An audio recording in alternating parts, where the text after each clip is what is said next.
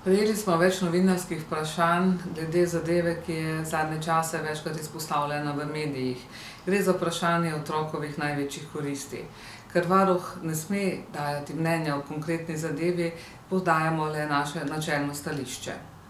Najprej, starši so dolžni sporazumno odločati o otrokovih najboljših koristih.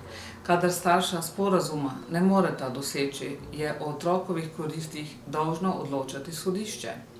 Sodišče pa mora v vseh postopkih in v vseh fazah postopka upoštevati otrokove koristi, seveda ob tem, ko odloča na podlagi relevantnih dejstev. Ko je sodišče svojo odločitev sprejelo, jo je treba upoštevati. To pomeni, da ni dovoljeno izogibanje tej izvršitvi oziroma tako izogibanje ne more biti v otrokovo najboljšo korist.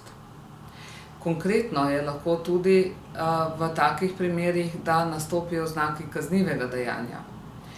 In če do takih situacij pride, je dolžno ukrepati tožilstvo in seveda tudi policija.